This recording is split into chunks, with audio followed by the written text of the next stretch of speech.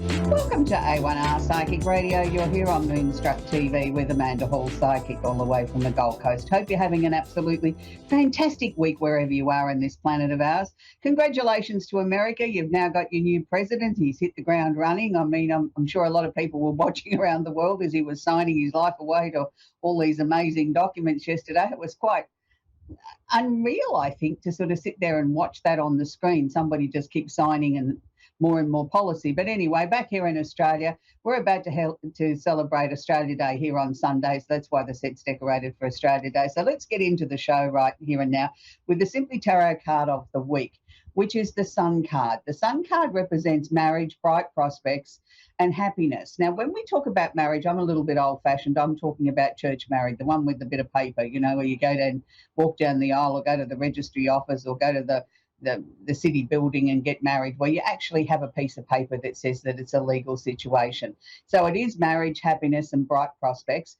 It can also be bright prospects, and this is a really nice card to come out at the moment because a lot of us, I think, are feeling in a little bit of a frump now.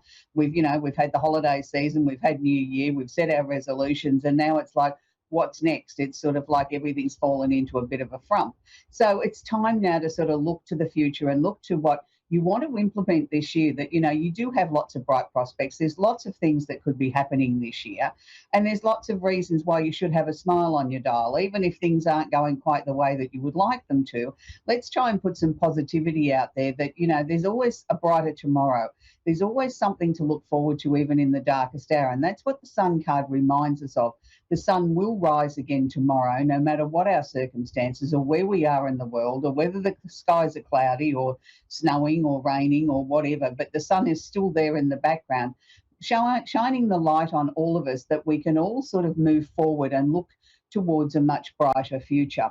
So the astrology this week, look, I know there's a lot of talk on, you know, 6 planets aligning and all that sort of stuff. I'm not going to go there because there's that much stuff on social media about that. I would rather work with what I do every week and sort of give you a snapshot of, you know, what's happening in the universe, what's happening stars at the moment, just hours, you know, minutes before we go to air here, so that you know exactly at the latest up to the minute report of what's actually happening in our snapshot of the stars at the moment. So happy birthday to all the Aquarians. The sun has just gone into Aquarius, so it's a really interesting and exciting time of the year. The Aquarian energy is not for everybody. The Aquarian energy can seem a little bit strong sometimes. Yes, it is a fixed sign, so it does mean that they can be fixed and rigid and can be very dogmatic on the way that they have their version of the world. And sometimes it seems like they know everything. They sort of speak with such gusto and such determination, as if, well, hang on a minute, they couldn't possibly be wrong, because they're so determined in the way that they're delivering their message that they must be right. Well, that's not completely true. You know, every star sign can get something wrong. It doesn't matter whether you're an Aquarian, a Pisces, or a Gemini. You know, we can all make a mistake. So it's great that they have such confidence. It's great that they have such belief systems in what they believe in. And when they think they're right, they know they're right, they are right. And for the rest of us mere mortals, we have to suck it up princess a little bit. So just be aware of that. You know, the Aquarian energy, to me, when I first took up astrology many, many moons ago, it was interesting. I started to look around my friends, and I could quite easily pick an Aquarian friend because of the way that they dressed. I had one particular girl that was in our lives at that point in time, and we were all going out for a girly night out, and, you know, she turned up in a pink dress, a green hat, orange shoes, and purple handbag. And at that stage, I was just getting into astrology, and I said, oh, by the way, you were an Aquarian? She said, how did you guess? And I thought, well, by your outfit, darling, you know, it wasn't what I'd call colour coordinated. So they dare to be different. They enjoy being different, and they enjoy sort of being different in a way that sort of is a conversation piece that gets people talking, gets people thinking. So maybe that's not such a bad thing either. So we have Pluto, the planet of transformation, that's going to be in Aquarius for a very, very, very long time from here, is actually conjunct or holding hands the sun.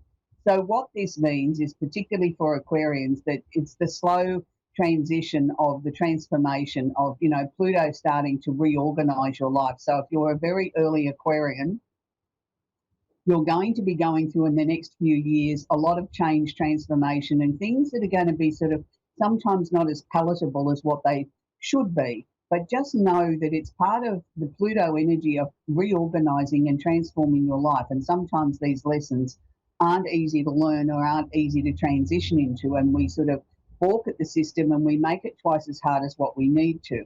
So I suppose I'm asking you for a little bit of patience here and sort of listen to what Pluto's trying to say, because what he's trying to do is bring a benefit to your life, even though it may not seem that way to begin with. You're up in arms. This is not what I wanted. This is not how I wanted things to be.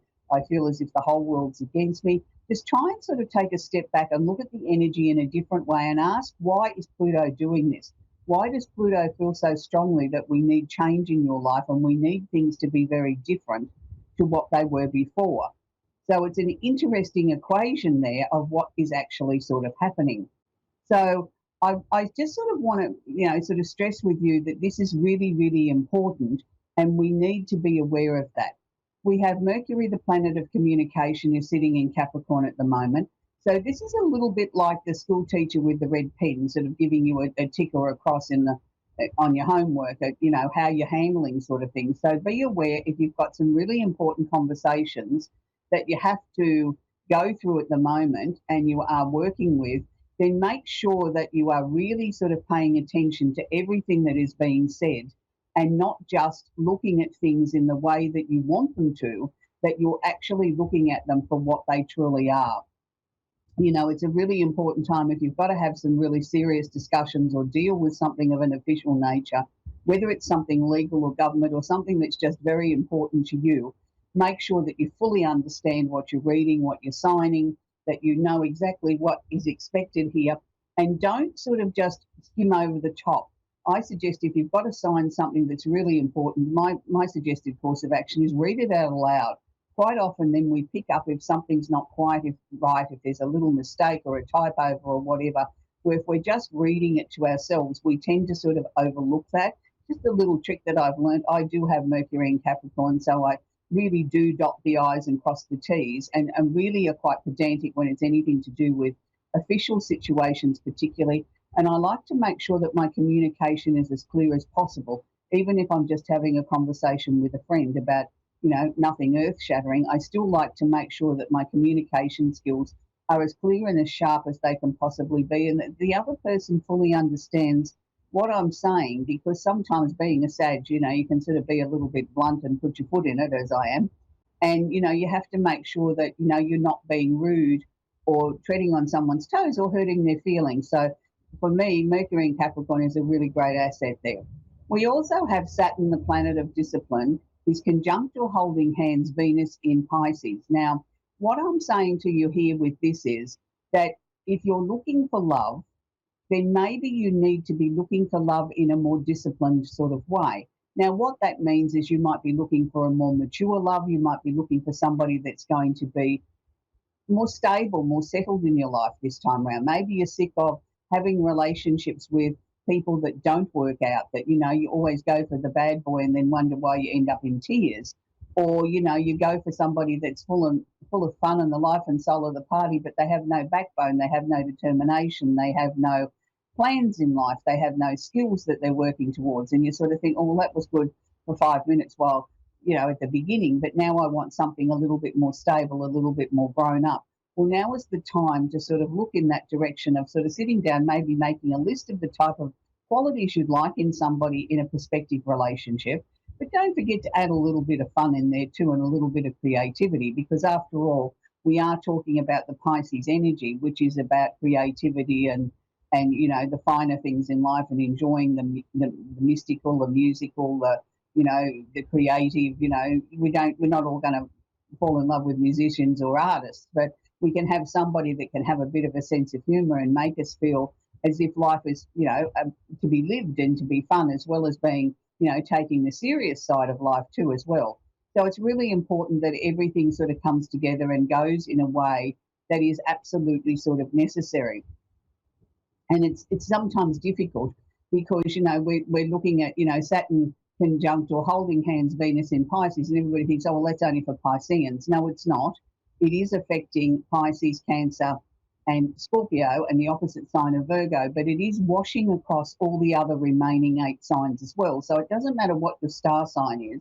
If you're looking for love, then that message is for you. Sort of take on board that you've got to think outside the square a little bit. You know, there's got to be a certain amount of a grown up element to the relationship, but there can also be some fun elements to it too. That, you know, you might meet somebody by taking up a new hobby or a new class or something like that. You know, you've suddenly decided you've got a little bit of time on your hands and you want to take up, you know, something creative like learning how to draw or how to paint or do something with websites or something like that. And you happen to meet somebody in an environment like that where it is quite structured and it is quite grown up and it's, you know, but at the same time, you're both there to learn something and, you know, you've got something in common. You've got some common interest there, which is really, really important as well. It's an interesting sort of place to have Saturn and Venus at the moment in Pisces because it's almost like they don't necessarily go hand in hand, and yet they are going hand in hand and really enjoying working together and bringing about a different sort of stability to potential relationships moving forward. We also have Neptune, the planet of illusion and delusion, is in the final degrees of being in Pisces, and it actually rules Pisces, so it feels very, very comfortable there. So a lot of Pisceans have been getting, you know, some good press, and a lot have been getting some not so good press around the world. But it's interesting because it is bringing them to the forefront that people are actually taking notice and looking at what they're saying and what they're doing, and not necessarily looking at it in a negative sort of way. They're looking at it in a very positive way. And that's a positive thing. I don't feel uncomfortable with that. I feel very positive with that. And that's a good thing. And you have Uranus, the planet of the unusual and the unexpected, is sitting in Taurus. It's been there for quite some time. It's still retrograde until the end of this month. So only a couple of weeks to go before Uranus will sort of change gears and move forward again. Now, Uranus is like the tower card of the tarot deck. Uranus is sort of sudden, unexpected, deliberate, definite. Sometimes, yes, it can be not so good. It can be, you know, indicating a catastrophe or something that's not pleasant. But most of the time, it's just clearing the pathway. It's saying to you, okay, there's a series of frustrations here. We need to sort of start clearing the pathway. We need to sort of look at, you know, things that we do and sort of say, okay, this is really important that we really sort of look at what needs to change in our lives. And it's good. And it's not a bad thing. It's a good thing because we need to be able to sort of look at things and say, okay, this is good. This is what I need to do. This is how things are going about. That, you know, that there's change there and it's going to be affecting the earth signs more predominantly than it is the other signs. So we're talking about Taurus, Virgo and Capricorn and the opposite sign of Scorpio. And it's a very interesting energy because it's sort of asking us to sort of work with this energy and not sort of fight it. It's sort of like if the changes are coming into your life, they're coming in for a reason. So let's accept those changes that are coming and be thankful of the changes because we needed a bit of a shake-up. Finally, we're going to talk about Jupiter in Gemini. We've been talking about this for a while. Jupiter's still going to be in Gemini, going retrograde or backwards until the end of February. So it is still affecting the air signs, which is Gemini, Libra, and Aquarius, the opposite sign of Sagittarius. So if you're one of those four signs, and it will flow on to the others, but if you're trying to bring about change in your life or you're hoping to get that promotion or you're hoping that people will start to take notice of you, it's not that they're not taking notice of you. It's just maybe not the right time for the flow on to happen. So if you've been trying to get a promotion and you think nobody's taking any notice of me or whatever, yes, they are. It's just not the right sort of timing. So still continue to work hard, still continue on your dreams. You know, don't let everything fall over because you become a little bit despondent or you picked your toe on a rock on the way into work. It's the time to sort of put your best face on and sort of really get out there and sort of look at things in a very, very positive way. So that's where we're in the astrology section. We're going to take our first call, which is Shantae in Texarkana in Texas, and I'm sure I probably pronounced that wrong. Are you there, Shantae? Hello? Shantae? Hello. I only wanted. Hi, sweetie. Do you have a question I can answer for you? Yes, I was hoping for just a general reading. Yeah, sure. Okay. Right. The first thing that I feel that's coming up for you is we've got to start to sort of get you out of your comfort zones a little bit. I feel that, you know, the new year is kicked in and it's time now for you to sort of grab it with both hands and sort of start to look at what it is that you want to bring in.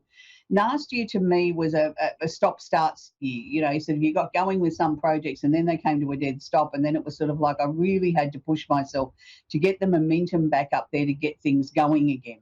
So this year, are you looking to bring in something new as far as work's concerned, Sweetie? Are you looking to change your job or do something Yes, different, ma'am, I learn something? am.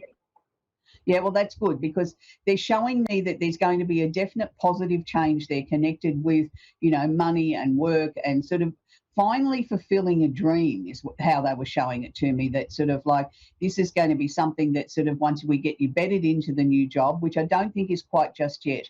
I'm sort of looking around sort of late February, early March, sort of around that time, and it's sort of by about March by about April, May, you're sort of really starting to bed into the job and you're feeling quite comfortable. And by the time we get to the middle of the year, it's like, wow, I wish I'd made this change before. But this is good because it means that you're listening to your inner voice, you're working with your own energy, you're not trying to swim against the tide, so to speak. You're working with the energy, and that's a good thing. That's not a bad thing. I feel really comfortable with where things are going for you.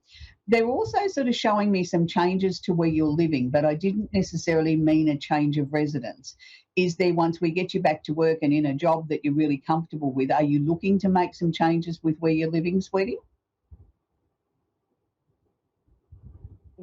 No, I wasn't planning on it, but there may be, I may be facing like some legal issues, so I may have to deal with that maybe. Right, okay.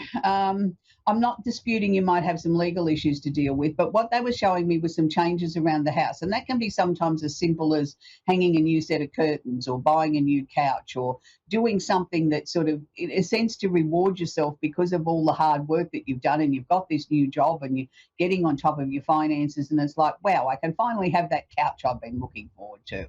And it's just sort of like I can see you sort of standing back and admiring something. If there is to be legal stuff, I don't think it's going to be in this first half of the year. I think it's going to be in the second half of the year. And I don't know that it's going to be quite as intense as what you think possibly. You know, nothing legal is easy, no matter, you know, how we look at it. But this doesn't seem to be quite as intense as what you first imagined it would be. It seems to be resolved or sorted out fairly quickly. So you seem to be certainly on the right track this year with where you're going and what you want to bring into your life. So that's a good thing. I don't feel uncomfortable with that. I feel very comfortable with what's sort of happening, and that's a good thing because, you know, you need to be able to do that, to sort of focus on where you're going and what you want in your life. And that's a good thing because you've worked hard to get to where you are, Shantae. So is there anything else I can help you with, sweetie? No, ma'am, that's all. Thank you so much. Oh, you're very, very welcome. And it's just, if I can wrap it up and say, look, you know, the most important thing to do is to just be true to yourself, sweetie. You know, if it feels right, then do it. If it feels uncomfortable, then take a step back and look at, why is this feeling uncomfortable? Why am I feeling that maybe, just maybe, I'm being told to slow down or maybe, you know, change course or change direction? Doesn't necessarily mean because it's uncomfortable that it's wrong. It just means let's just take a step back, take a deep breath, have another look at it and see whether or not we might need to tweak it in some way, and then we can go again. Because your intuition, your own psychic ability is really starting to pump up now. And I want to see that sort of come to real fruition for you, that, you know, that you really learn to work with it and it becomes automatic, like, you know, like just brushing your teeth. And that's how we need it to get to be, you know, and a lot of people sort of don't get this opportunity. They try really hard to try and bring in their own psychic ability, and no matter what they do, it doesn't flow. But for you, it's starting to flow. And that's why I said, you know, just take your time, listen to your instincts. You know, if it feels right in your tummy, then it's right. And if it feels uncomfortable, let's take a step back and look at why it's feeling uncomfortable before we move on. But I know this year's going to be a very, very big year for you, Shantae, and it's well deserved, sweetie. So lovely to talk with you. Okay, thank you so much. Oh, you're very, very welcome. So it's really interesting as we sort of move through the year that, you know, everybody's going to experience this year in many, many different ways. And it's like, you know, Shantae was just one example of, things sort of changing in her life and sort of wanting to make sure that she's on the right track. And sometimes it's hard. We don't understand what's intuition and what's wishful thinking. And we need to sort of look at things in a way that, a general rule of thumb, and this is what I've taught my students over many, many years, if it drives you nuts, if it happens to come into your mind more than once and it's literally driving you nuts that you can't do anything else, then that is your intuition guiding you that this is the right direction. If it only comes in once, yes, acknowledge it, or twice, acknowledge it, say that's great, I'll put that in my memory bank, or I'll write that down, or whatever, and I'll come back to it. But if it doesn't come back again, then it was just a passing thought. It was like a swipe on your cell phone. It was just going from one photo to the next. So we need to be aware of that. And the more that we develop our intuition, the stronger it becomes, because it's like anything. The more you practice, the better you get at it. So the more we start to take notice of what our first thought was. If you go to buy a car, what was your first thought when you looked at the blue car? If you felt uncomfortable, then maybe there's something that's not right there. If you looked at the red one and you felt, okay, that didn't feel right either, but the yellow one really suits me, I feel really happy about that, and it's not just because it's a happy colour, then you're starting to take notice of your own intuition. And that's really, really important. We need to follow our own intuition as we go through life, because the more we can do, we can rely on that, the better, the stronger it becomes, and the more automatic it becomes part of your daily routine without you even thinking about it. And that's really important, because we need to be able to do that. So it's a time of the year where we're still very busy. We've just got over the holidays and there's lots of things sort of happening, and we're trying to get the year organised. And back here in Australia, we're coming to the end of summer holidays and kids are going back to school next week, so it's a very busy time. And in the Northern Hemisphere, you're still dealing with the cold and changes that are going on in your local environment and just getting through your day. So it's sometimes can feel very overwhelming, and it's like the last thing I want to do is bring some other new skill into to play. And that's why I suggest if you just start to listen to what your first reaction is, even if you write it down or put it in your cell phone in a note and sort of say, well, my first reaction to this was, and then come back and look at it in a week or two's time and see how it's unfolded. It's manifested in that way that you can start to see a pattern then, that you're starting to feel really comfortable with what is actually sort of happening, that you can start to rely on your first thought, your first feeling, your gut feeling, as I like to call it. And then that it's right, because you didn't have time to put logic or practicality into it. That was your first feeling, that was your first thought. And we hear lots of people that sort of don't believe in the psychic phenomena use terms like gut feeling, or I had a feeling, or it wouldn't leave me alone, it kept coming into my head. And a lot of times law enforcement officers talk about their instincts, or their feeling that they had, or it doesn't feel right, or something's not adding up. And that's part of the psychic phenomena. That's just different words that we put on the same sort of energy, because they don't necessarily want to say that they believe in psychic ability, but yet they have gut feelings, and that's their terminology, their way for describing what is actually sort of happening. So it's a really interesting subject. It's something that you don't need to go off and do an official class on. You can sort of work on yourself and take notice of things. And, as I suggested, if you write it down, even on the simplest of things, you can go back and look at it and you'll start to see a pattern there, how right you were. Why did you have that feeling? You had that uncomfortable feeling when you first met Mary or Bob. And, everybody else around you said they were great people, and you sort of think, but I felt uncomfortable. Didn't feel right to me. Well, then you'll find out in time it wasn't right for you, that maybe they might be terrific people, but your connection with them wasn't going to be as pleasant as it was for everyone else. So again, you don't sort of shut the door on that. You sort of let it work out, but you sort of take notice of the fact that that was your first feeling. So it puts you a little bit more on guard, that you're sort of more aware of what's going on, that you don't just let things slide through the cracks, that you're much more aware than what you would have been, and that's a good thing. So life is sort of really going to be quite exciting, very interesting over the next few weeks. So for here in Australia, on Sunday, we're going to be celebrating Australia Day. That's a day where we all go out and go to the beach or go to a swimming hole or whatever, have a barbecue, throw some chops and snags on the barbie. That's what we call them here in Australia. And everybody has a great time and drinks far too much and parties on. and all that sort of stuff. But it's a very important day. It's like your 4th of July in America. It's a day where we celebrate our nation, and it's a really important time. And I think we all need to sort of start looking at these very special events around the globe that are local, that are important to your part of the world, because we need to make sure that we really focus on these things. So this week I'm going to leave you with what here in Australia we call our unofficial national anthem, and it's been around for a very long time now, and it's John Farnham's You're the Voice. And for lots of people around the world, I know they know this song. It's sort of one of these things that here in Australia, if you don't know the words to this, you're in deep doo-doo, because you really should know the words to this. Never mind our real anthem, we don't care about that, but this is our unofficial national anthem. So until next week, if you're an Aussie and you're overseas, don't forget to sort of think about home and celebrate Australia Day with us, even though you might be miles from home. There's a beautiful song out there by Peter Allen called I Still Call Australia Home, and that's also another beautiful song. So until next week, bye for now and happy Australia Day.